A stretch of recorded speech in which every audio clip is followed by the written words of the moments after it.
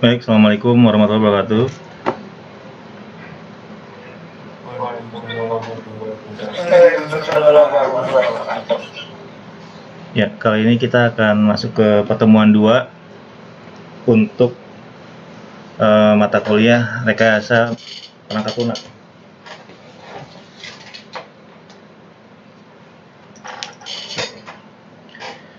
Materinya kita akan bahas kali ini tentang model pengembangan perangkat lunak. Jadi seperti yang sudah kita ketahui ya, kenapa saya bilang sudah kita ketahui, kemungkinan di antara kalian sudah tes. Suara saya kedengeran nggak? Halo? Tes.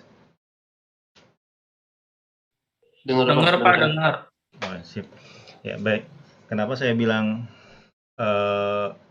mungkin sudah pernah diajarkan atau sudah pernah diinformasikan oleh dosen lain atau sudah pernah baca. Jadi setiap kali kita ingin membuat atau merancang sebuah perangkat lunak ya, langkah awal sama seperti kita membuat laporan skripsi atau tugas akhir. Jadi ketika kita membuat sebuah paper skripsi, pasti nggak langsung ke pembahasan. Kita diminta untuk mengikuti aturan atau tahapan-tahapan dalam pembuatan skripsi. Ada bab 1 pendahuluan, kemudian bab 2 landasan teori, kemudian bab 3 sistem berjalan, kemudian bab 4 rancangan atau pembahasan atau usulan, sistem usulan, kemudian bab 5 penutup. Sama seperti kita membangun sebuah perangkat lunak. Membangun sebuah perangkat lunak tidak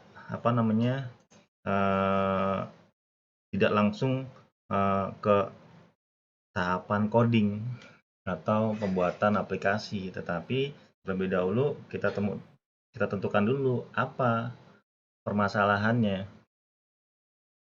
Apakah ada masalah tanpa adanya perangkat lunak gitu. Terus apa solusi dari permasalahan tersebut. Terus apa jaminannya kalau dengan adanya perangkat lunak tersebut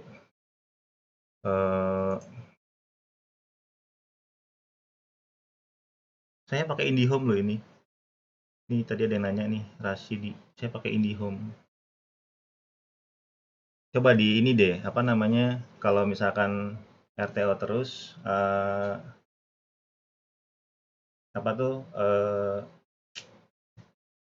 sebutannya apa sih itu? Routernya di switch off dulu atau di restart gitu. Kadang memang suka begitu sih, gitu.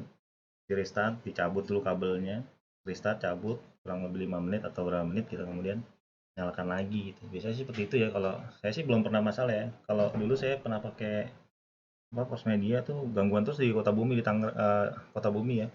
Tapi setelah saya ganti Indiam sih alhamdulillah sih lumayan, nggak pernah masalahnya. Tapi nggak tahu kalau pas media sekarang udah bagus sih, teman saya udah banyak yang pakai gitu. Cuma karena ini pakai IndiHome, saya pakai yang 20 mega, jadinya tapi nggak pernah masalah sih. Saya download segala macam juga masalah. Baik, lanjut ya. Itu tadi untuk Rasidi, tadi dia chat. Kemudian model pengembangan perangkat lunak. Jadi kalau kita bahas tentang modelnya pengembangan perangkat lunak, seperti tadi kita bikin skripsi ya, ada tahapan-tahapannya gitu. Kalau berhubungan dengan model pengembangan, di sini kita berhubungan dengan pemilihan terhadap pengembangan itu sendiri gitu. Kita mau pakai model apa gitu. Yang saya tahu sih yang biasa digunakan untuk skripsi itu biasanya waterfall. Kemudian ada lagi SDLC atau Software Development Life Cycle atau daur hidup pengembangan software. Kemudian ada lagi Rapid Application Development. Kemudian ada lagi tipe prototype. Prototype itu biasanya tipe yang digunakan oleh mahasiswa. Biasanya tugas akhir ya. Kalau skripsi mah nggak boleh pakai prototype gitu. Prototype itu cuma apa istilahnya itu kayak dummy, bukan dummy ya, tapi aplikasi yang cuma rancangan doang gitu. Mockup kalau istilahnya sih. Jadi bikin mockupnya saja gitu. Dan terakhir itu ada Scrum, yang kita akan bahas satu-satu ya. Nah, sekarang kita masuk ke ini, model yang pertama. Tadi saya sebutkan model waterfall ini disebut juga siklus hidup klasik ya, atau classic life cycle. Ini paling sering, paling banyak digunakan untuk kutipan atau pemodelan dalam perangkat lunak ya. Kalau misalkan kalian jalan-jalan ke perpustakaan di kampus ya, itu kebanyakan mereka pakai model ini nih untuk pembangunan sistem gitu, untuk yang ngambil program ya. Tapi kalau sekarang kan S1 kan harus ada programnya, harus ada pemodelannya, harus ada database-nya, harus ada programnya gitu. Nah, ini merupakan pendekatan sistematis dan berurutan atau sekuensial gitu. Kemudian pada perangkat lunak ini mulai dari spesifikasi kebutuhan user. Ini maksud dengan spesifikasi kebutuhan user tuh kita nggak bisa bikin program atau perangkat lunak ya mau kita gitu, tapi disesuaikan dengan kemauan user. Jadi user mintanya apa ya kita penuhi, bahkan setiap kali ada permintaan ya kita harus penuhi. Tapi ya kita sebagai praktisi atau sebagai pembuat perangkat lunak itu sendiri juga tidak boleh begitu saja diatur oleh si user, harus ada balance atau keseimbangan di mana ada istilahnya win-win solution gitu, artinya sama-sama enak gitu. Makanya ketika ada kita di bagian spesifikasi ini ya berarti kalau sudah sesuai atau kita sudah mencatat kebutuhan mereka, maka di stop di situ. Kemudian baru kita bikin agreement atau MOU, Memorandum of Understanding ya. Jadi kayak surat perjanjian. Jadi tidak boleh ada lagi penambahan setelah proses permintaan selesai, karena di situ ada negosiasi tentang berapa harga yang akan dibuka sesuai dengan kebutuhan yang dimau. Dan berlanjut melalui beberapa tahapan. Diakhiri dengan penyerahan sistem aplikasi pada pelanggan. Jadi pada saat terakhir nanti udah selesai ya, kita bukan berarti harus selesai, kita harus kasih garansi atau garansi ya. Jadi kayak jaminan kalau dalam waktu berapa bulan kita masih tetap maintain. Jadi kalau ada kerusakan, ada debug atau segala macam ya kita masih harus memperbaiki gitu. Karena itu bagian dari bonus atau bagian dari perjanjian yang kita kerjaan di awal, dan itu standar ya atau SOP ketika kita menyerahkan aplikasi ya. Jadi selain ada manual book tapi juga ada garansi. Pada prinsipnya hasil dari setiap tahap adalah salah satu atau lebih dokumen yang disetujui atau sign off. Tahap berikutnya tidak boleh dimulai sampai tahap sebelumnya selesai. Jadi ada tahap-tahapannya kayak tadi. Kalau mereka belum setuju, wah saya belum nggak mau kayak gini, saya mau kayak gini misalkan. Nah itu udah jalan terus tuh sampai mereka udah deal, oh iya selesai gitu, udah tanda tangan, kemudian persetujuan harga, baru deh kita mulai desain gitu. Dan itu nggak boleh diganggu lagi gitu sampai pada saat kita meeting lagi, pertemuan lagi untuk pertemuan pertama untuk melaporkan progres. Nah ini modelnya nih, ada requirement definition, jadi mendefinisikan kebutuhan user ya. User tuh maunya kayak gimana, sampai apa gitu. Tapi sesuaikan dengan budget juga gitu. Bukan berarti kalau misalkan user maunya banyak kemudian dia nggak punya dana ya susah juga gitu kan. Tapi kalau kita kerja di kantor ya biasanya disesuaikan dengan kemauan user. Kayak misalkan kalau dilihat dari pengalaman saya ketika saya jadi programmer di BSI, ya user mintanya apa ya itu bisa tiap minggu, bahkan seminggu bisa 2 kali kita rapat untuk beda-beda bagian ya. Misalkan besok mau ujian nih, ujian online ya kita rapat, terus tolong siapin input nilai teori, input nilai oral test, input nilai esai segala macam gitu. Terus kita buatkan, kemudian selang berapa hari rapat lagi, mereka QC selesai gitu. Jadi requirement itu dari mereka gitu. Jadi proses requirement itu permintaan dari mereka, data yang mereka yang ngasih gitu. Misalkan ini feel-nya nih, saya butuh feel-nya gini. Terus kemudian ada lagi requirement, tolong dibuat entryan datanya nih untuk nilai total, misalkan jangan dibuat tipenya integer.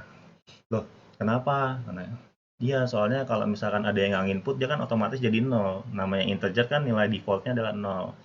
Dibikin karakter saja, tapi dibuat maksimal 3 digit gitu. Kenapa karakter? Karena kalau orang ada dosen yang tidak ngisi misalkan atau lupa ngisi, itu kenanya jadi kosong bukannya 0. Kalau 0 itu punya nilai, kalau kosong itu tidak di entry gitu. Nah itu kan berarti requirement. Nah kemudian kalau udah deal selesai, Oh ya udah tuh kita kerjain tuh, programmernya ngerjain. Setelah itu baru nanti berapa hari kemudian kita udah selesai nih, mau demo gitu, mau presentasi, ya baru mereka kita presentasi. Tapi sebelum presentasi itu kita sistem nih and software design gitu, ngikutin yang sudah ada gitu. Kalau misalkan aplikasinya udah ada ya tinggal tambahkan modul gitu, tinggal coding beberapa baris, beberapa controller, model sama view selesai gitu. Tapi kalau misalkan belum ada bikin baru, otomatis kalau bikin baru waktunya lebih panjang. Kalau tinggal menambahkan ya waktunya lebih sedikit gitu. Sistem and software design. Jadi merancang software dan sistem gitu. Kalau software itu kan kayak MyBase ini kan software, tapi kalau sistem kan keseluruhan sistem akademik gitu. Kemudian implementation and unit testing. Nah, tadi setelah programmernya bikin nih, baru tuh janjian lagi, meeting lagi buat implementasi sama testing gitu. Jadi ke testing, mereka tes langsung, mereka entry langsung dummy gitu. Nanti dihapus lagi ya Pak gitu, data yang sudah entry. Oh gitu. Iya, terus kemudian setelah selesai kata dia, "Oh ya udah Pak. Sip, diupload Pak." Gitu. Tapi nanti tayangnya jam berapa gitu. Biasanya kalau entry nilai kan kayak mahasiswa lihat nilai apa namanya KHS atau nilai sementara itu kan biasanya kan suka paling banter ya dari dulu, dari zaman saya pertama kali masuk ke BSI tahun 2007 ngelamar jadi programmer di BSI ya biasanya kalau nggak jam 5 sore jam 7 malam terus mundur lagi jam 9 malam gitu. Tapi yang paling banter sih jam 7 jam 5 sore gitu, buka jam 5 ya Pak gitu ya, terus kemudian mereka belum siap mundur ya Pak jam 7 gitu, terakhir jam 9 gitu, biasanya seperti itu. Dan perkuliahan itu akan selalu mulai kalau nggak Senin Kamis gitu, lalu begitu. Kalau Senin nggak bisa berarti Kamis gitu. Misalnya Seninnya libur nih berarti masuknya Kamis, karena di situ kan ada mata kuliah yang seminggu 2 pertemuan ya, makanya Senin sama Kamis, Selasa sama Jumat, Rabu sama Sabtu gitu itu hitungannya gitu. Nah kemudian setelah selesai baru tuh dipasang, di testing, kemudian terakhir di operation, di live kan, ditayangkan, kemudian maintenance. Maintenance tuh ya kita pantau, kita monitor gitu, sudah berapa banyak data yang masuk, kemudian ada permasalahan nggak gitu. Bukan berarti dengan adanya satu keluhan atau komplain dari satu mahasiswa atau dosen yang mengentri nilai kemudian dianggapnya bermasalah, nggak juga. Permasalahannya apa? Makanya suka sediakan form untuk komplain, misalkan form untuk pengaduan ya istilahnya ya. Ini saya nggak bisa ngentri gini-gini. Tapi kalau misalkan cuma satu dari sekian banyak ya dianggapnya mungkin dia dari si usernya yang bermasalah, entah itu jaringan internetnya atau apa gitu. Tapi ya kita kasih solusi, misalnya seperti itu. Ini model waterfall ya. Nah, tadi requirement saya udah jelaskan kayak gitu. Jadi kita minta dulu ke si usernya apa namanya yang dia mau kayak apa gitu. Kemudian nih, misalkan untuk aplikasi web, analisa kebutuhannya tinjau dari kebutuhan admin dan user. Itu tadi yang saya bilang. Jadi ketika kita bikin aplikasi kan nggak bisa bikin buat satu user. Contoh kayak MyBase ini nih, yang kita pakai nih. Loginnya macam-macam. Ada login untuk mahasiswa, yaitunya akses mahasiswa. Kemudian ada login untuk dosen, aksesnya juga untuk dosen. Tampilannya juga beda-beda. Itu nggak sama karena disesuaikan dengan level akses loginnya gitu. Kemudian ada lagi BAK yang untuk entry apa namanya jadwal, kemudian entry waktu perkuliahan, kemudian ada lagi untuk sistem apa administratornya atau programmernya semuanya tampilannya muncul, kemudian lagi untuk kaprodi, untuk kan dosen kan absen, mahasiswa absen, ntar kaprodi ngecekin benar nggak dosennya absen, mahasiswanya absen kayak gitu, jadi banyak aksesnya. Nah kalau pack desktop biasanya penjualan, kebutuhannya adalah kasir. Sistem and software design itu sudah saya sampaikan tadi, jadi ini coding ya. Jadi sebelum coding itu biasanya kita bikin struktur datanya, tabel-tabelnya, relasinya antar tabel, database-nya, kemudian mockupnya, tampilannya kayak gimana, algoritmanya tuh. Itu kayak IRD. IRD itu kan berarti Entity Relationship Diagram. Jadi diagram yang menggambarkan tentang relasi ini. Misalkan saya stop nih. Saya suka pakai ini nih, SQL Yoke.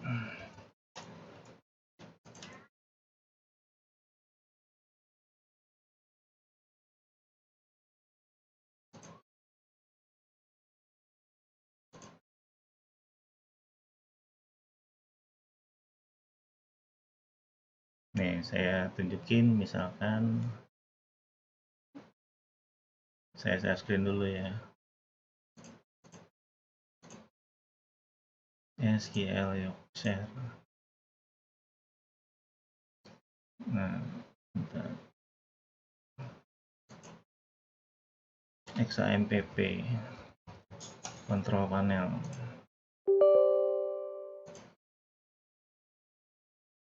Oh, belum saya jalanin tuh karena kayak gini tuh. Jadi kalau misalkan apa namanya Apache-nya nggak jalan, oh ini yang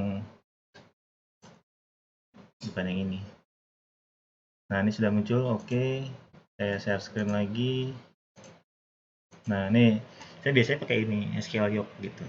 Biasanya kan kalau mahasiswa kan kalau yang apa namanya tidak punya passion untuk jadi seorang programmer, biasanya pakainya PHP admin. Tapi kan kalau misalkan dia punya passion jadi seorang programmer, dia akan cari database yang paling enak gitu, yang paling nyaman sama dia. Misalkan kayak pakai SQL Yoke, Navicat dan sebagainya gitu. Kalau Navicat berbayar ya, kalau SQL Yoke mah bisa gratisan, dicari apa kerekannya juga dapat gitu.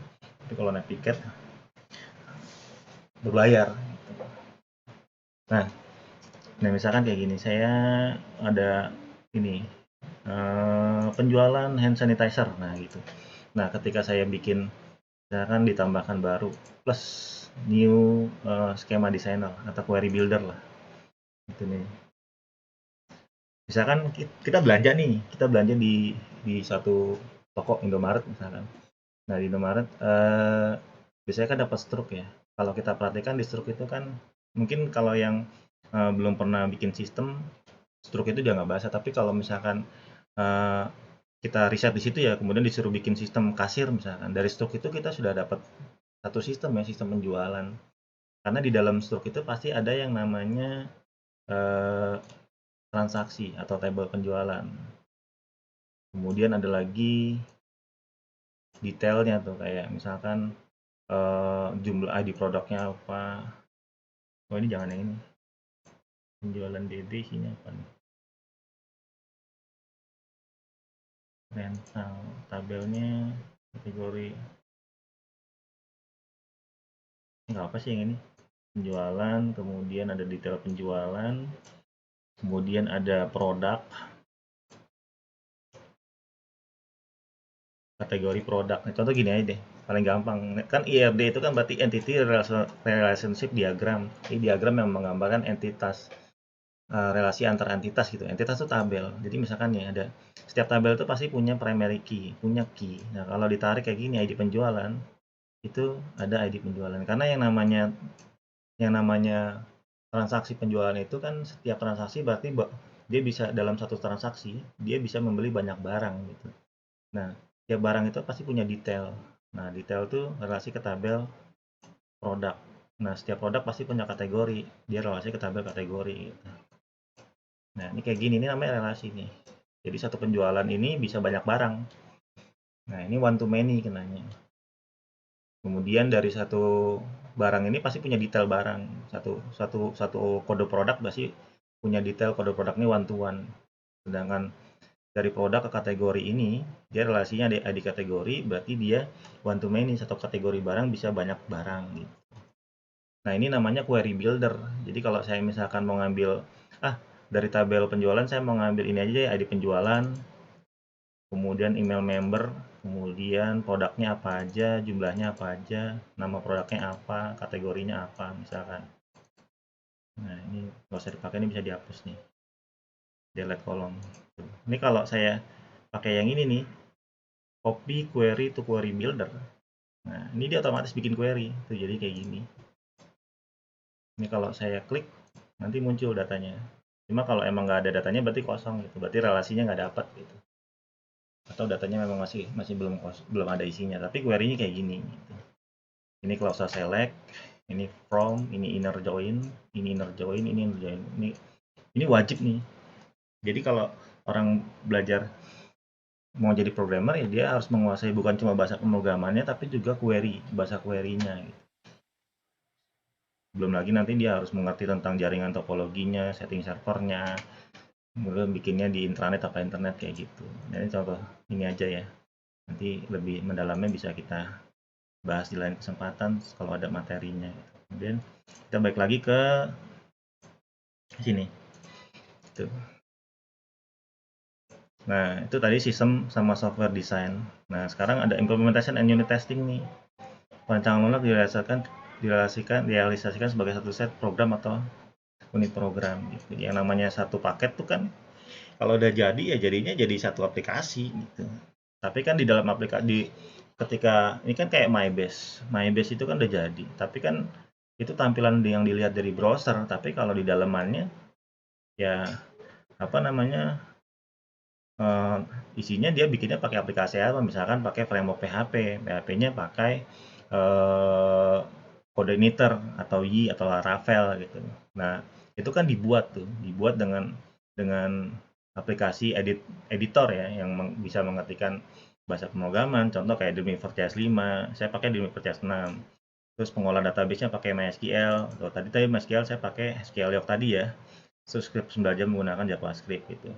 Jadi kalau biasanya kalau programmer tuh dia harus bisa mengecek tampilannya lebih dari satu browser. Bukan berarti kalau misalkan saya bikin web kemudian saya udah cek pakai Mozilla Firefox udah selesai, enggak. Nanti kita lihat, kalau pakai Chrome gimana sih? Terus kalau pakai Microsoft Edge gimana? Kalau pakai Opera gimana? Kalau pakai Internet Explorer gimana? Hancur nggak sih? Kan satu tampilan web itu ya kalau HTML ya, kalau kalau web itu kan berarti desain ya. Jadi ada dua nih, ada web design sama web programming. Kalau web programming itu kan berarti berhubungan dengan pemrograman ya. Jadi kalau web design itu berhubungan dengan tampilan. Kalau web design yang dipelajarin apa? HTML, JavaScript, CSS. Itu saja tiga yang tampil itu sebenarnya itu. Karena setiap bahasa pemrograman baik itu PHP, ASP itu kalau udah tampil di web jadinya desain. Tampilannya desain. Kalau di download nggak bakalan dapat PHP-nya, dapatnya cuma HTML doang, HTML, CSS sama JavaScript gitu. Karena udah jadi diolah jadi tampilan desain. Jadi kalau kita download nih, misalnya pakai Backstreet Browser aplikasinya, yang dapat bukannya aplikasi PHP-nya, tapi HTML-nya gitu. Query-query-nya mah nggak dapet. Saya pakai VS Visual Studio Code, saya pakai Sublime, Notepad++, saya juga pakai gitu. Jadi bebas kalau apa namanya, saya juga install Dreamweaver CS6. Kalau Dreamweaver lebih enak karena dia tampilannya udah GUI ya, artinya nggak full coding. Kita bisa desain kayak desain di Microsoft Word gitu. Banyak cara kok. Nah di channel saya itu ada cara bikin web yang nggak pakai ngetik gitu. Nanti saya kasih linknya. Jadi kalau intinya gini sih, kalau kita mau belajar bikin program tuh sebenarnya jangan dikasih yang langsung susahnya gitu, karena kan tipe orang beda-beda. Ada yang memang dia maunya challenge tertantang gitu, dengan semakin susah dia semakin semangat, tapi ada yang baru ngeliat susah sedikit wah udah pusing. Biasanya kalau kayak gitu dikasihnya gampang-gampang dulu gitu. Oh nih lo bikin web sebenarnya gampang, nggak perlu bikin gitu, nggak perlu ngoding gitu kan, bisa aja pakai CMS, bikin WordPress kan nggak perlu ngoding, cuma install selesai tinggal isi data gitu. Kayak yang saya pakai yang dpverdensa.com itu kan itu nggak ngoding, tapi pakai CMS, content management system itu pakai WordPress gitu. Tapi kalau misalkan mau agak ribet dikit, oh bisa pakai Dreamweaver CS5, CS6, itu bisa langsung pakai wizardnya selesai. Kalau misalnya mau full coding ya bisa pakai Sublime, Visual Studio Code dan lain-lain gitu. Nah kemudian ada integration dan system testing tuh. Kalau sudah jadi di testing. Testing tuh macam-macam ya. Ada yang pakai black box testing, white box testing gitu. Jadi misalnya gini. Kayak paling sederhana deh, login. Bagaimana cara pengujian form login? Form login itu pengujiannya gampang. Kalau yang benar-benar mau valid datanya, kan biasanya kan kalau login kan masukkan alamat email, kemudian masukkan password. Nah, ketika alamat email itu kan orang mesti daftar dulu nih. Nah, gimana caranya kalau misalkan orang daftar, dia masukin nama alamat emailnya yang valid misalkan. Ya, gampang. Masukkan nama alamat email. Ketika masukkan nama alamat email, ada tombol di sampingnya. Kirim kode OTP. OTP itu singkatan dari one time password. Kalau sebanyak-banyak 3 digit aja tapi random, masing-masing beda-beda gitu. Nanti di bawahnya ketikkan 3 digit yang sudah dikirimkan ke email Anda. Kalau misalkan dia dapat emailnya atau dia ngetik emailnya bener dan itu email dia, pasti dia bisa buka. Dan dia bisa masukkan 3 digit itu. Itu yang paling murah ya, karena email itu gratis. Tapi kalau emang mau yang berbayar, mau lebih keren lagi istilahnya, ya bisa pakai SMS gateway. Masukkan nomor HP, kemudian di bawahnya tambahkan masukkan 3 digit yang sudah dikirimkan ke SMS di nomor yang sudah Anda daftarkan gitu. Kemudian kalau mau lebih keren lagi pakai WhatsApp. Masukkan 3 digit yang sudah dikirimkan ke WhatsApp Anda kayak gitu. Itu kan tipe-tipe pengujian black box testing. Nah, gimana cara pengujiannya? Apakah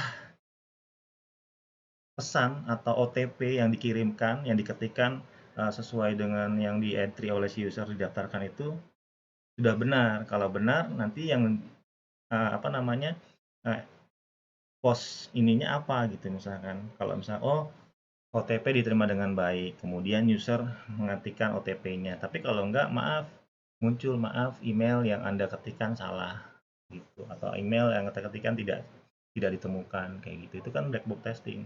Itu baru email, username. Tapi gimana dengan password? Nah, password kan harusnya ada validasinya. Misalkan password hanya boleh diisikan minimal 6 digit, 6 karakter. Kemudian karakter pertama harus besar dan kemudian gabungan antara angka, karakter khusus dan huruf kecil. Nah, itu kan ribet. Tapi kan yang namanya program itu emang harus seperti itu. Tidak mempermudah, bukannya menyusahkan tapi istilahnya mencegah sesuatu yang tidak diinginkan gitu. Jadi orang kalau udah mau iseng nih misalkan, sama kayak misalkan kita mau bikin rumah, ya kalau mau gampang mah nggak usah pakai pintu, orang bisa keluar masuk, barang kita hilang juga nggak ada yang tahu. Tapi kan kalau orang eh, mau bikin maling susah itu kan biasanya udah dikasih gerbang, digembok juga, dipasang CCTV juga gitu. Terus pintunya pakai RFID atau segala macam gitu. Itu kan bagian daripada apa namanya keamanan, karena black box testing itu hubungannya dengan kevalitan, kepantasan, kelayakan dari suatu sistem atau rumah itu apakah bisa digunakan atau tidak. Lanjut. Nah, kemudian ada operation and maintenance. Operasi dan pemeliharaan adalah siklus hidup terlama. Nih, kalau udah jadi ya tinggal dioperasikan, tinggal dijalankan gitu, sampai sistem itu usang gitu. Nah, kemudian kalau sudah berjalan apa yang mesti dilakukan? Maintenance. Maintenance itu bisa cuma monitoring, kemudian backup, kemudian memastikan backup terus berjalan, terus kemudian dipasang alert atau pesan kalau misalkan kan nggak selamanya jaringan internet itu bagus gitu. Kayak Jetbox punyanya si WordPress tuh, kalau misalkan web saya misalkan lagi nggak online nih, misalkan jaringan servernya lah bermasalah atau jaringan sayanya bermasalah, itu pasti munculin pesan. Jadi Tadiatsa.com sedang offline gitu. Tolong hubungi administrator atau hubungi server. Takutnya di sana ada maintenance segala macam gitu. Yang namanya web kan nggak boleh mati gitu. Kalau web mati jadi bermasalah lah. Itu walaupun cuma sepersekian detik ya, atau karena kalau misalkan web mati misalkan dalam sepersekian detik nih, kita lagi upload data kan muter-muter tuh, terus mati. Kita lagi ngupload sekitar 1000 data Excel saya upload misalkan, terus mati sepersekian detik, hilang tuh 100 record, ya bingung lah gitu. Kemana nih, padahal di situ pesannya sukses, data terupload. Itu bahaya sampai sedetail itu gitu. Nah, kelebihannya nih memiliki proses urut yang bertahap sehingga kualitas perangkat lunak sekarang baik. Tadi ya, ininya tuh bertahap. Tahapannya jelas. Ya kayak ini orang baru bangun tidur, mandi, sarapan, kemudian berangkat kerja, pulang tidur lagi kayak gitu kan. Itu kalau desainnya belum selesai ya dia nggak akan langsung coding, dia desain dulu terus sampai udah di ACC nih. Oh ya udah bagus. Pemodelannya bagus, database-nya bagus, tabelnya bagus, ya baru tuh di ACC. Itu baru nanti coding. Nah, codingnya udah selesai, baru presentasinya udah selesai, baru tuh live segala macam gitu. Jadi tidak ada yang tumpang tindih.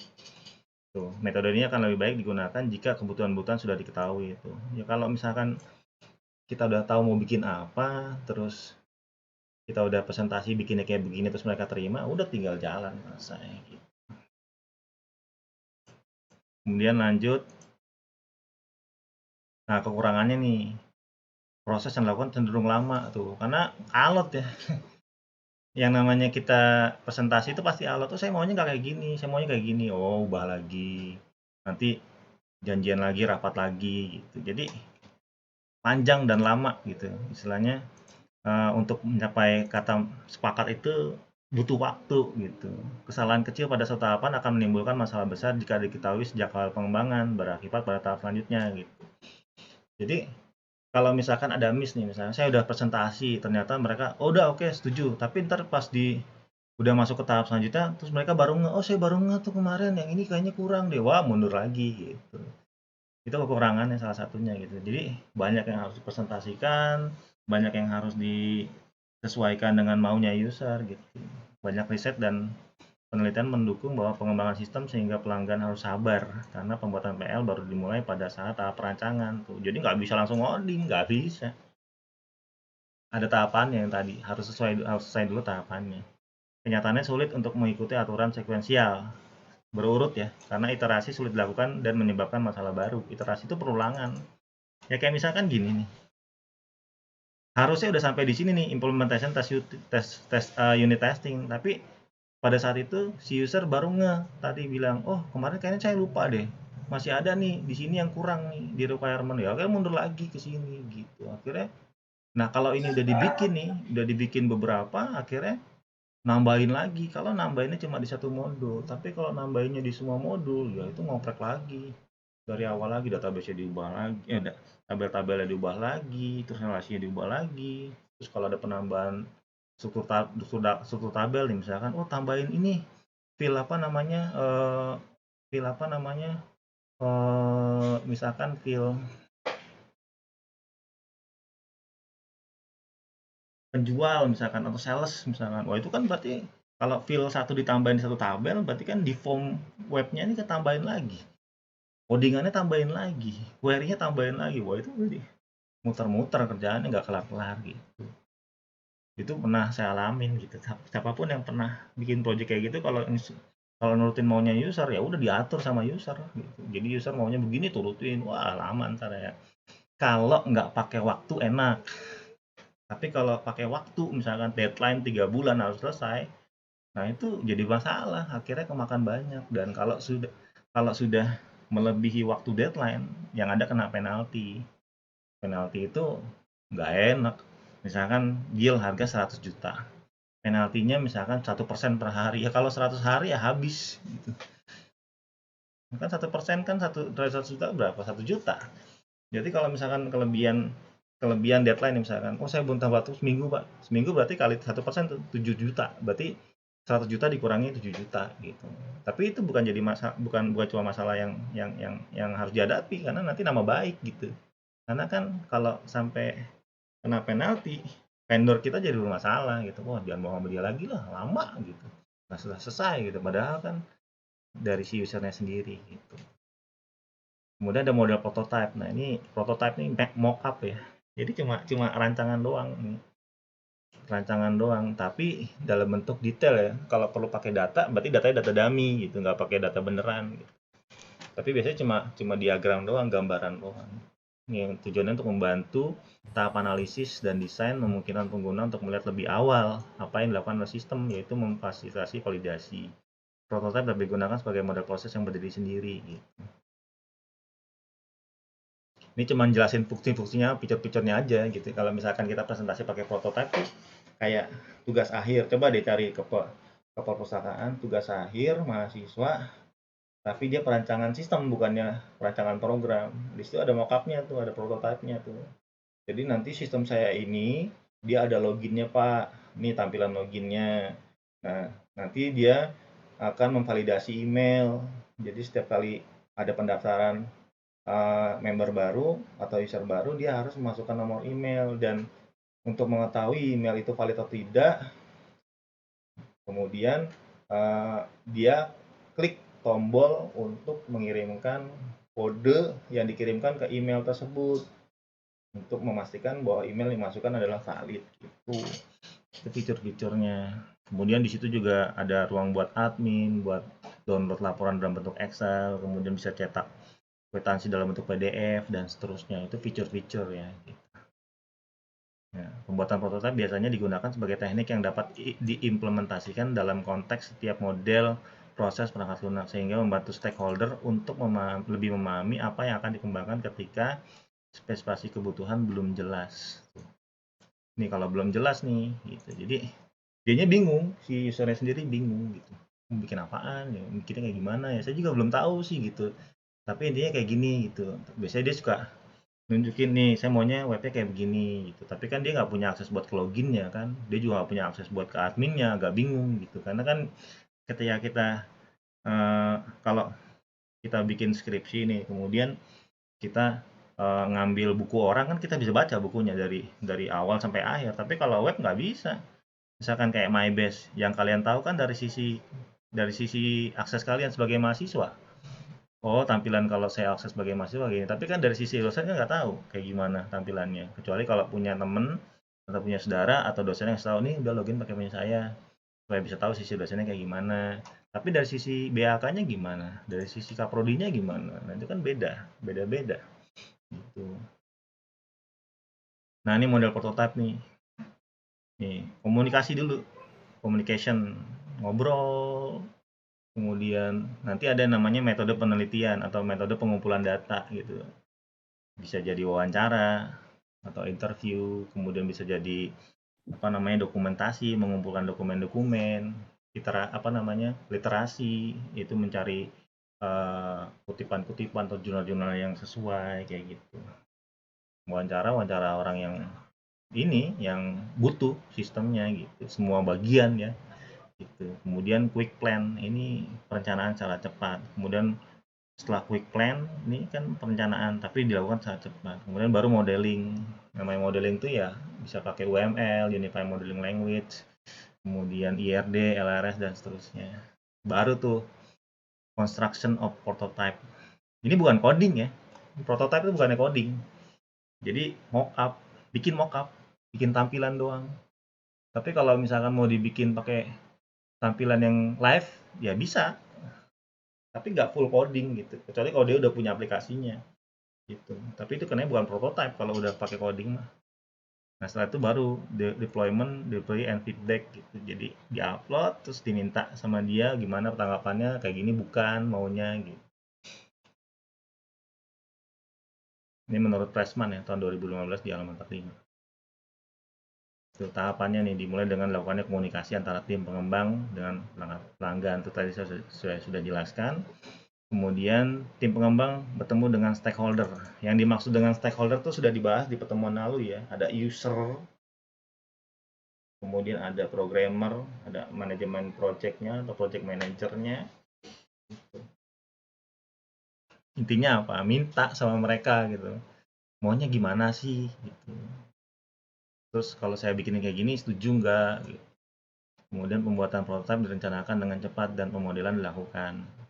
Prototipe diserahkan pada stakeholder untuk dievaluasi itu. Jadi nanti ada namanya UAT ya, user acceptance testnya gitu. Udah sesuai dengan maunya mereka atau belum gitu.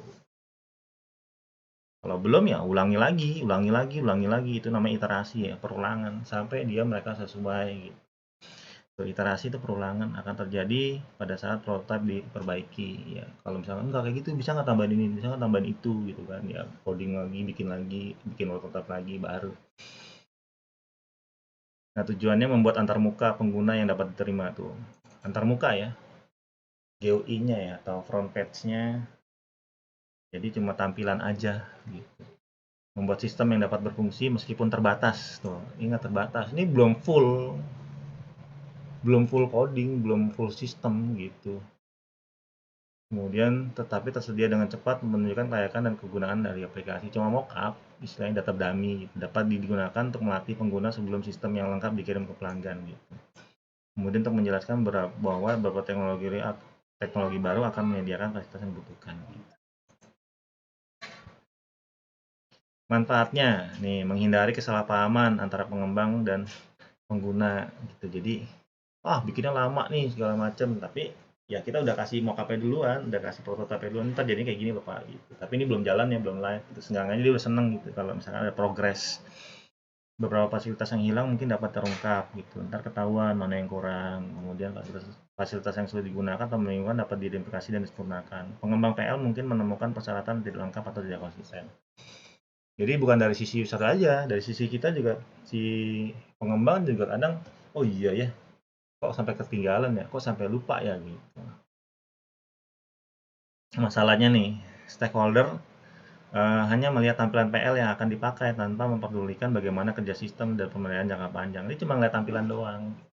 Perubahan yang dibuat selama pengembangan PL mungkin akan mengubah struktur arsitektur tuh. Struktur arsitektur itu yang paling susah nih. Tadi saya udah nih, saya contoh kayak gini aja deh. Paling sederhana, saya punya tabel penjualan. Saya alter, klik kanan, pilih alter tabel. Saya punya tabel penjualan, cuma ada 4 nih, ID penjualan, email member, status penjualan, tanggal penjualan, tuh cuma ada 4. Ini nama tabelnya, ini engine-nya nih. Oh, ntar kalau belajar database aja bisa banyak loh sebenarnya. Kalau saya tanya misalkan, sebutkan tipe-tipe tabel database untuk SQL gitu kan. Nah, di sini kan bisa dilihat nih, ada ARIA, CSV kan berarti kan comma separated value, kemudian ada InnoDB, kemudian ada memory, kemudian ada MyISAM, ada sequence. Nah, ini kan tipe-tipe tabel nih. Nah, kalau misalkan S1 ya, namanya S1 ilmu komputer kan, apalagi software engineering itu kan jurusannya, misalnya jurusan SI, Simpan Informatika. Terus ngambilnya sistem perancangan program atau web atau desktop atau Java. Ya kalau ditanya kayak gini nggak ngerti kan, ini kan dasar gitu. Tipe tabel. Kamu pakainya InnoDB apa MyISAM? MyISAM apa sih? InnoDB apa sih? Kemudian strukturnya kayak gimana sih? Terus nggak ngerti, ya bingung lah yang pengujinya. Loh, katanya kamu ngerti program, tapi kok apa namanya sampai tipe tabel aja nggak ngerti, gimana gitu. Terus kalau misalkan pakai MySQL, datanya taruh di mana ya, database-nya, file-filenya taruh di mana gitu. Nah itu kalau sampai nggak ngerti jadi masalah gitu.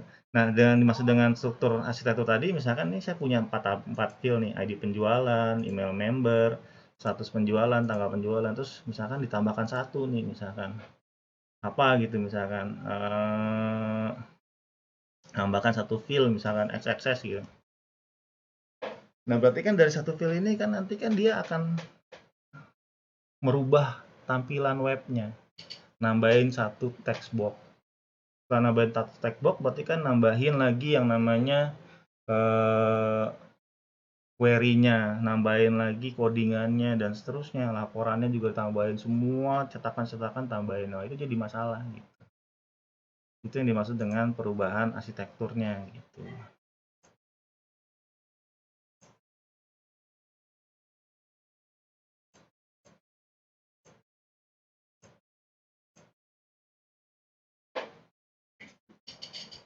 Kemudian karakteristik sistem yang penting seperti kinerja, keamanan, keandalan mungkin akan diabaikan selama pengembangan PL. Kemudian selama tahap pengembangan, prototipe akan diubah untuk memenuhi kebutuhan pengguna. Kemungkinan perubahan yang dibuat akan tidak terkontrol dan tidak dokumentasikan dengan baik. Nah, kemudian ada lagi model spiral. Nah, model spiral ini merupakan suatu model proses pangkat lunak evolusioner yang menggabungkan pendekatan prototyping yang bersifat interaktif ya. Ini prototyping berarti bikin tadi cuma antar muka doang, tapi bersifat perulangan dengan aspek yang terkontrol dan sistematis pada model waterfall. Jadi ini digabung nih, gitu. Model pengembangan spiral adalah model proses PL atau perangkat lunak yang dikendalikan risiko yang digunakan untuk memandu para stakeholder secara bersamaan merekayasa sistem yang bernuansa perangkat lunak. Nah, model spiral menggunakan prototipe sebagai mekanisme pengurangan risiko. Model spiral menggunakan pendekatan langkah demi langkah atau waterfall yang sistematis, tetapi menggabungkannya ke dalam kerangka iteratif yang lebih realistis mencerminkan dunia nyata. Model spiral adalah pendekatan realistis untuk mengembangkan sistem berskala besar. Jadi kalau misalkan bikin sistem yang agak lebih besar, dia nggak pakai waterfall, nggak pakai prototyping, tapi pakainya spiral. Jadi menggabungkan antara prototyping sama waterfall. Dalam artian gini, dia tetap bikin sistemnya berjalan, tapi juga di saat yang bersamaan dia juga bikin mockupnya gitu. Jadi fiturnya sudah dibuat terlebih dahulu, tetapi dia tetap menjalankan tahapan-tahapan yang ada di waterfall. Nah, ini dia model spiral nih. Komunikasi, tetap ada komunikasi ya. Jadi selalu ada komunikasi, karena kan kita ngumpulin datanya kan harus nanya sama mereka, minta dokumen, kemudian siapa aja yang akses gitu. Kemudian ada planning, estimasinya, kemudian scheduling untuk penjadwalan, kemudian untuk analisis resikonya gitu. Kemudian ada modeling, ini analisis dan desain, ini biasanya pakai diagram-diagram, entah itu pakai UML kayak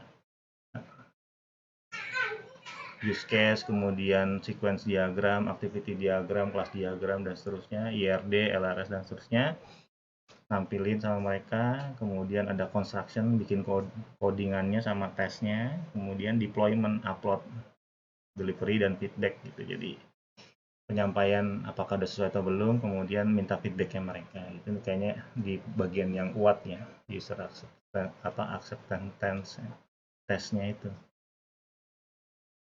Nah, penjelasannya tadi udah saya jelaskan nih, dari titik tengah, dimana dari tengah ke bagian luar spiral ke arah jarum tuh. Start gitu. Muter-muter terus dia. Ini kan iterasi kenanya gitu. Tapi makin lama makin ke atas gitu. Tetap ada komunikasi ya. Jadi setiap saat itu komunikasi terus berjalan gitu.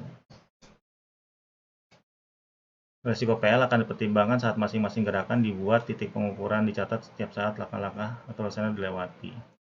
Lintasan pertama di sekitar spiral dapat menghasilkan spesifikasi produk. Putaran berikutnya di sekitar spiral dapat digunakan untuk mengembangkan suatu prototipe pada lintasan berikutnya secara agresif, secara progresif bergerak ke versi PL yang semakin canggih.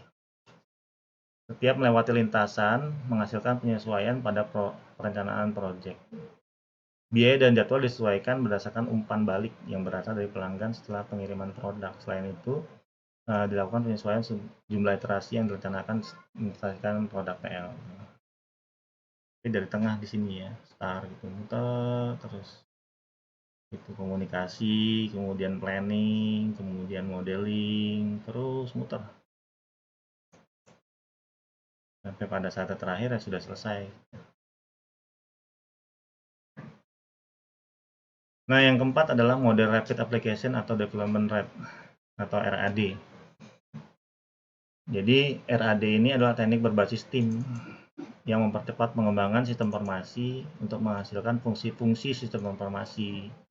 Ini pakainya pendekatan kelompok. Jadi ada tim misalkan kayak gini nih. Waktu saya dulu masih di BSI itu ada tim yang mengerjakan untuk aplikasi ruang dosennya. Kemudian ada tim yang mengerjakan untuk aplikasi ruang mahasiswanya.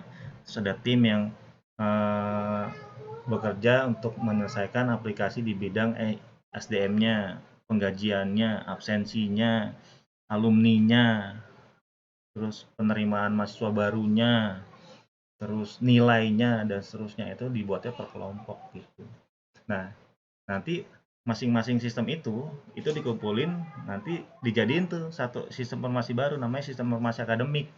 Jadi ada sistem pendaftaran mahasiswa online, kemudian ada sistem akademik online, dari mulai absensi online, kuliah online, kemudian ujian online, sampai alumni, itu semua dikumpulin jadi satu.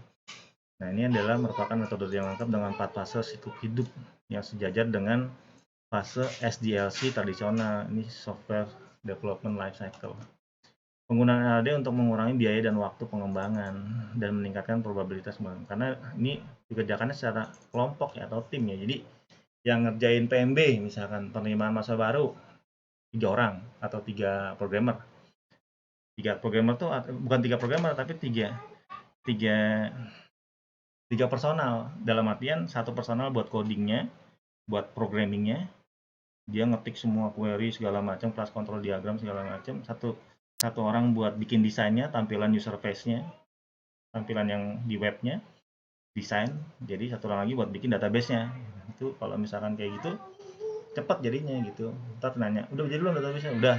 Terus ya udah saya coding gitu kan. Ini udah jadi codingannya, tinggal bikin tampilannya doang. Oh udah, ntar dia bikin tampilan form-nya, dia tampilan apanya gitu. Cepet kayak gitu.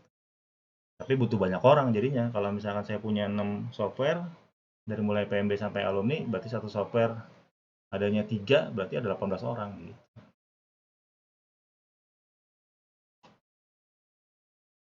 RAD sangat bergantung pada prototipe dan keterlibatan pengguna. Tuh, ini pasti butuh sering ketemu, sering meeting dan segala macam. Berdasarkan input pengguna, prototipe dimodifikasi dan proses interaktif berlanjut sampai sistem benar-benar dikembangkan dan pengguna puas. Interaksi berkelanjutan antara fase desain dan konstruksi pengguna. Terus sampai ini tampilannya kayak gini bukan, kemudian nanti reportnya kayak gini bukan. Kemudian tim project menggunakan CAS tool untuk membangun prototipe dan membuat dokumentasi yang berbagai CAS tool ya. Jadi nggak dibikin secara manual, biasanya udah ada aplikasinya gitu. Banyak kok yang buat bikin mockupnya gitu. Kayak bisa pakai Juniper CS5, CS6 atau yang lainnya. Nah ini aktivitasnya. Pertama ada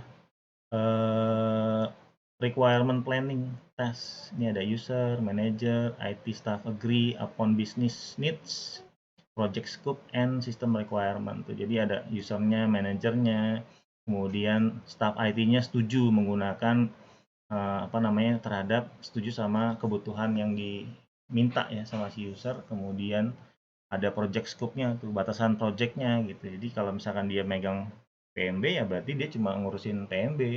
Ya, intinya kalau PMB apa sih yang dibutuhin ya? Data pendaftar kan, data mahasiswa calon mahasiswa baru. Kalau data calon mahasiswa baru berhubungan sama mahasiswa, data mahasiswa, data orang tua, dokumen-dokumen dari mulai KTP, ijazah, transkrip dan seterusnya. Terus obtain approval to continue. Ini untuk menyetujui. Kemudian user design test, ini interaksi dengan user.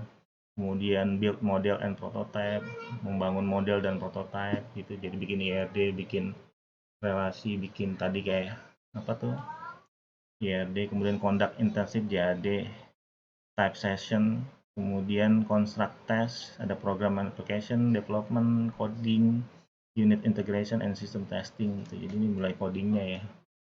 Kemudian ada cutover. Cutover tuh data conversion, kemudian full scale testing, system change over, kemudian user training. Ini cutover tuh udah mulai selesai, aplikasi udah mulai selesai dibuat, berarti ada penyerahan ya.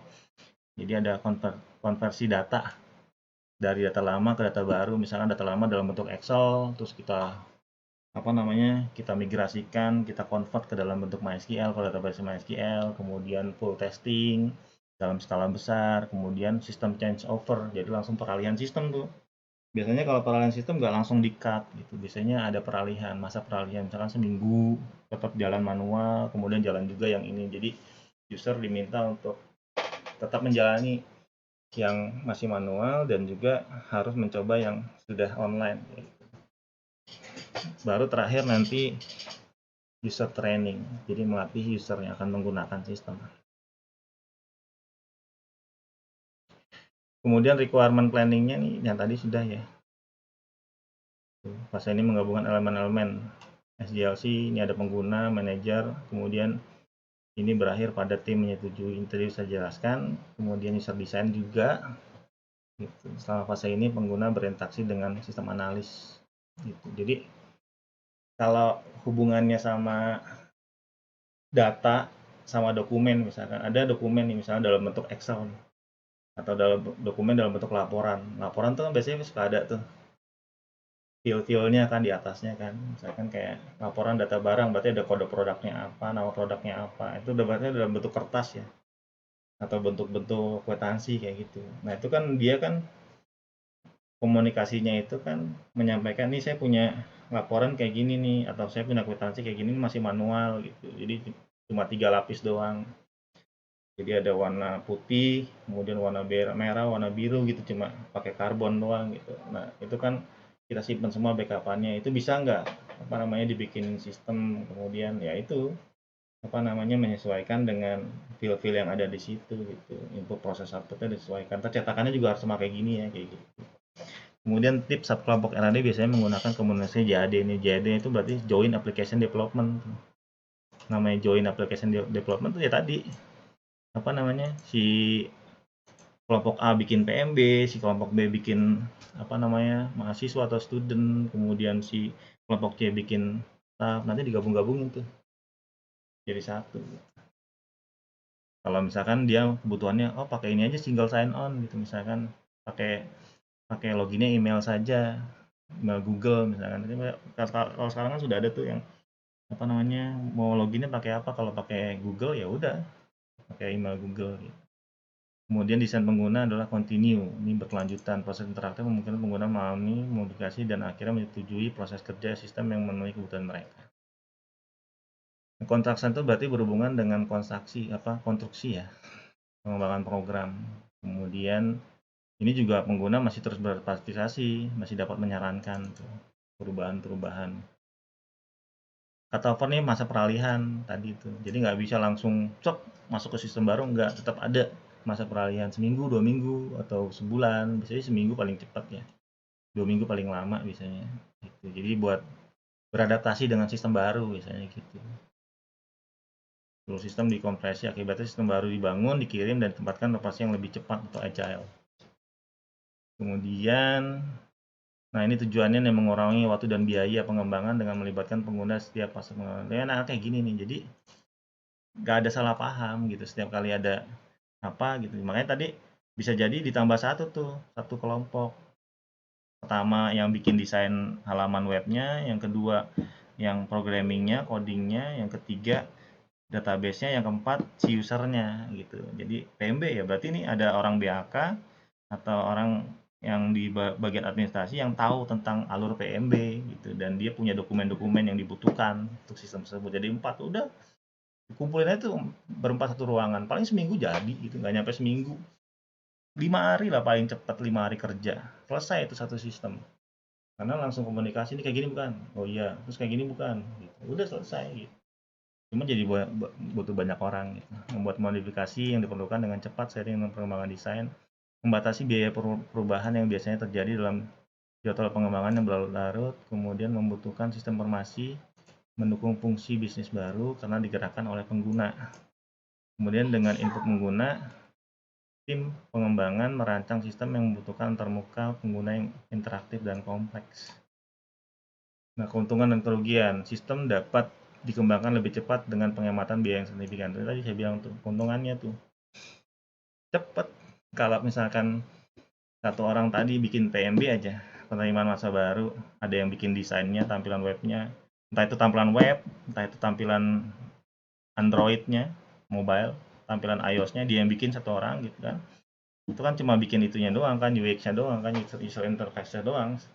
Jadi nggak coding gitu. Nah, ada yang bikin codingannya, kemudian ada yang bikin database-nya, kemudian ada yang user atau petugas BAK-nya kayak gitu. Itu cepat pasti langsung. Kemudian kerugiannya menekan mekanisme sistem itu sendiri, tidak menekankan kebutuhan strategis bisnis perusahaan. Baik untuk jangka pendek, ini kerugiannya ya. Memungkinkan lebih sedikit waktu untuk mengembangkan kualitas, konsistensi, dan standar desain. RAD dapat menjadi alternatif yang menarik jika sesuatu organisasi mengalami resiko yang mungkin terjadi. Nah, terakhir ini adalah model Scrum. Scrum adalah sebuah proses yang agile untuk menangani produk yang kompleks. Kemudian Scrum digunakan untuk memandu kegiatan pengembangan dalam proses yang mencakup kerangka kerja seperti kebutuhan, analisis, desain, evolusi, pengiriman.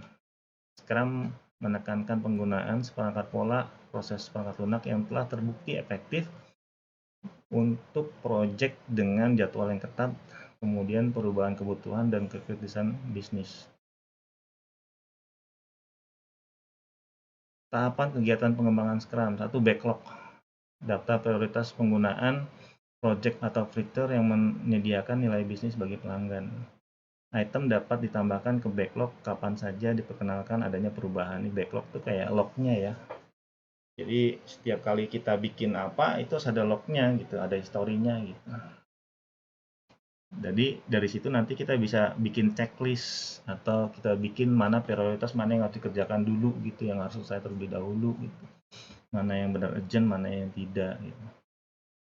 Dan setiap kali ada perubahan langsung ketahuan tuh. Kalau pakai aplikasi dulu bisa pakai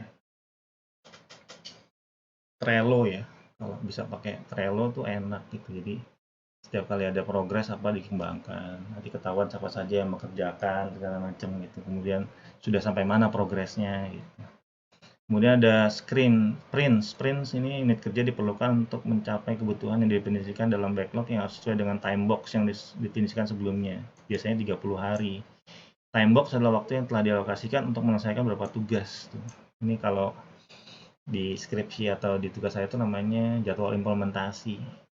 Jadi untuk satu proses itu butuh waktu berapa lama, berapa minggu, biasanya mingguan hitungannya ya.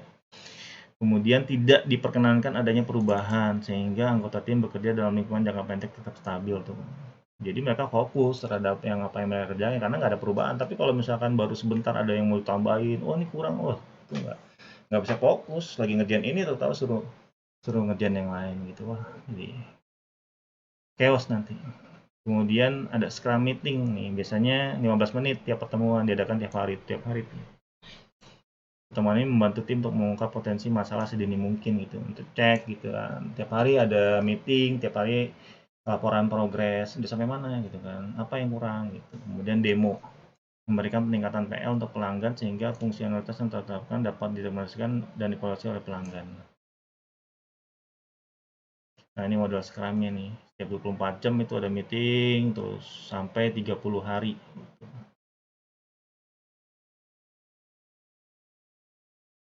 Kemudian fungsi-fungsi baru didemonstrasikan, kemudian ini ada product backingnya ya. Ini yang dijadikan sebagai backlognya ya. Misalkan dia ngebangun sistem untuk penilaian upload ya. Kan ketika data sudah diupload kan mereka gampang gini aja deh. Dokumen udah diupload nih ya kan. Harusnya kan dokumen itu kelihatan gitu. Bisa kita lihat. Biasanya kan kalau yang mau ngambil gampangnya kalau udah diupload nih munculnya cuma data sudah diupload terus bisa di-download gitu doang selesai. Tapi kan ada juga yang maunya, loh kok di-download sih? Saya kan nggak harus download misalkan, bisa nggak ditampilin aja gitu kan data yang saya upload. Misalkan saya udah ngupload ijazah nih, sudah ngupload ijazah di ruangan saya doang nih misalkan, saya bisa lihat ijazah itu tanpa harus saya download lagi, misalkan ditampilkan gitu, tapi bisa saya zoom gitu, diklik zoomnya bisa digede gitu kan. Nah itu kan apa namanya terkesannya mudah, gampang. Tapi kalau misalkan nggak sesuai kan biasanya suka ada komplain, kok kayak gini sih, masa saya udah upload terus saya nggak bisa lihat hasilnya, bisanya saya download doang gitu. Berarti saya 2 kali dong gitu. Udah ngupload download juga. Emang nggak bisa ya ditampilin aja JPEG-nya misalkan gambarnya terus bisa saya zoom gitu tanpa harus saya download gitu.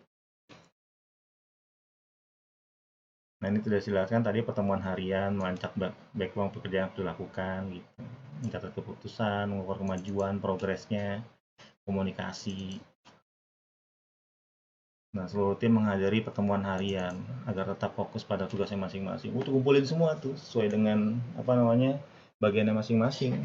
Nah, selama pertemuan anggota tim berbagi informasi itu. Ntar kalau udah selesai PMB berarti eh, ada pembentukan untuk ini ya apa namanya istilahnya restrukturisasi karena kalau PMB kan penerimaan siswa baru kan belum punya NIM tuh. Dia punya nomor pendaftaran. Nah, nomor pendaftaran itu nanti otomatis dibentukkan nomor induk mahasiswa. Syaratnya apa? Yang minimal dia sudah bayar uang muka. Terus kalau memang bisa dicicil berarti sudah membayar cicilan pertama gitu. Tapi kalau misalkan sudah harus lunas semua berarti dia ngecek ke pembayaran gitu. Dicek data pendaftaran dengan data pembayaran. Kalau emang udah daftar udah bayar ya udah otomatis bentuk NIM. Makanya kalau kalian misalnya ini ada 17, 19, 0002 gitu. 17 itu kan nama jurusannya. Jurusannya apa nih? 17 SI apa TI. Kemudian 19 itu tahun masuknya. Nah, 002 itu pada saat Stephen mendaftar untuk masuk ke jurusan SI misalkan, kemudian di tahun 2019 dia ada di nomor urut 2 nih. Berarti Stephen ini pendaftar pertama atau pendaftar kedua. Pembayar ya, bukan pendaftar ya. Pembayar sama pendaftar itu tapi ngambilnya dari pendaftaran dulu sih. Kalau bayar kan bisa dikasih waktu tuh berapa lama pendaftaran yang diambil, dia pendaftar kedua gitu.